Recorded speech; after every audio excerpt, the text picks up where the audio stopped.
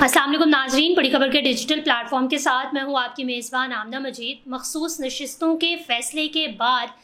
मियां मोहम्मद नवाज शरीफ जो मुस्लिम लीग नून के सदर हैं, उन्होंने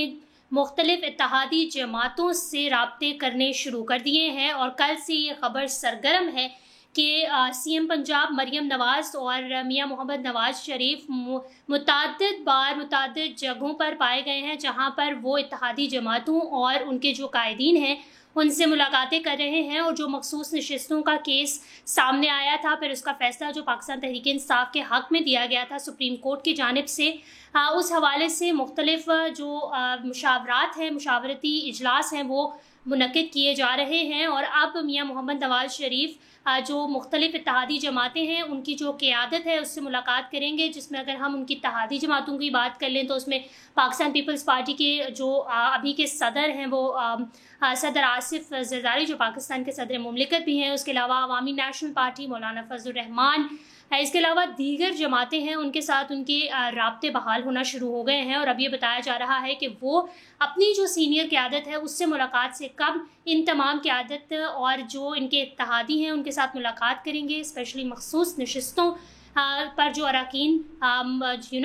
बैठे हैं उनके साथ मुलाकात करेंगे और फिर इस फैसले को किस तरीके से सुप्रीम कोर्ट में चैलेंज करना है, इस हवाले से भी मुशावरती इजलास जो है वो बुलाने का एक सिलसिला जारी हो चुका है। ज़राए का कहना है कि नवाज शरीफ अपनी जमात की सीनियर क़यादत से पहले जो इत्तेहादी जमातें हैं उनसे राब्ते कर रहे हैं और राब्ते करने का फ़ैसला भी किया गया है, जिसमें चौधरी शुजात हुसैन, मौलाना फजलुर रहमान, MQM और अवामी नेशनल पार्टी समेत बलूचिस्तान से इत्तेहादी जमातों की क़यादत से भी राब्ता करेंगे और तमाम इत्तेहादी कायदीन से राब्ता और मुशावरात के बाद आइंदा की जो भी हिकमत अमली होगी उसको तय किया जाएगा। और जो हालिया फ़ैसला किया गया था सुप्रीम कोर्ट की जानिब से मखसूस नशिस्तों का, उस हवाले से भी मुशावरती इजलास बुलाए जाएंगे और उनमें इन चीज़ों को डिस्कस किया जाएगा कि आगे का क्या लाहे अमल है और किस तरीके से जो एक नई हिकमत अमली बनानी है उसको किस तरीके से इम्प्लीमेंटेशन उसकी की जाएगी। मखसूस नशिस्तों का केस हम सब जानते हैं कि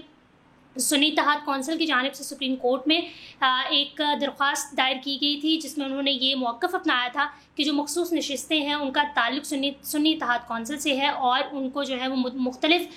जमातों में मर्ज कर दिया गया है, जिसकी वजह से वो कौमी असम्बली और पार्लियामेंट के सेनेट में जो है वो या सूबाई असम्बलियों में बेसिकली वो बैठे हैं। तो सुन्नी इत्तेहाद कौंसिल की जानिब से सुप्रीम कोर्ट में ये फ़ैसला उन्होंने चैलेंज किया था, दरख्वास्त दी थी, जिसके बाद जुमे के दिन जो है वो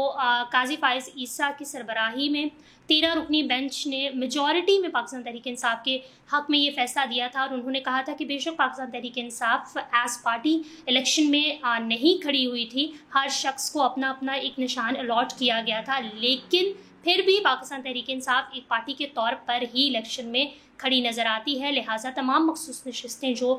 मुख्तलिफ जमातों में तकसीम की गई थी उनका ताल्लुक़ पाकिस्तान तहरीक इंसाफ से है और वो उन्हीं को जाती हैं। जिसके बाद जो है वो ये काफ़ी चहमगोइयाँ सामने आ गई थी कि शायद कौमी असम्बली में भी और सूबाई असम्बलियों में भी जो मखसूस नशिस्तें हैं उनकी तादाद को अगर जोड़ दिया जाए तो मेजॉरिटी पाकिस्तान तहरीक इंसाफ के पास आ जाती है, तो पार्लियामेंट में और नेशनल असम्बली में पाकिस्तान तहरीक इंसाफ मेजॉरिटी ले लेगी और हो सकता है कि हुकूमती जमातों को भी धचका लगे। मखसूस नशिस्तों के हवाले से अगर हम बात करें तो मुख्तलिफ तज्ज़ियाकार भी इस चीज़ का जिक्र कर चुके हैं कि कहीं ना कहीं इस चीज़ से जो हुकूमती जमात है उसको झटका तो लग सकता है, लेकिन इतना कोई ख़ास फ़र्क नहीं पड़ेगा। लेकिन इस चीज़ का जिक्र भी किया जाता है कि अगर हम सूबाई असम्बलियों की मखसूस नशिस्तों की बात करें तो उन सबको मिला के पाकिस्तान तहरीक इंसाफ एक मेजॉरिटी पार्टी बन सकती है कौमी असम्बली में और उनको तभी शायद हुकूमती जो अहदेदारान हैं और हुकूमती जो पार्टी है उसकी उनमें हलचल पाई जाती है। यही वजह है कि मुस्लिम लीग नून के कायद मोहम्मद नवाज शरीफ ने मुख्तलिफ जो इत्तेहादी जमातें हैं उनके साथ राब्ते बहाल करना शुरू कर दिए हैं। एक और चीज़ भी इस चीज़ में मखसूस जो नशिस्तें उसमें बताई जाती है कि इसमें पाकिस्तान तहरीक इंसाफ को सेनेट में बड़ी बरतरी हासिल हो सकती है। सेनेट के अगर इलेक्शंस होते हैं तो उसमें पाकिस्तान तहरीक इंसाफ को मेजॉरिटी मिल सकती है और वहाँ पर पाकिस्तान तहरीक इंसाफ की रिप्रेजेंटेशन हो सकती है, जो कि अभी तक नहीं है। इसके अलावा एक खबर ये भी कल सामने आई थी कि मखसूस नशिस्तों के जो अरकान हैं, मेंबरान हैं, है। उन्होंने सुप्रीम कोर्ट में रिट पिटीशन दायर करने का फैसला कर लिया है और सुप्रीम कोर्ट में ये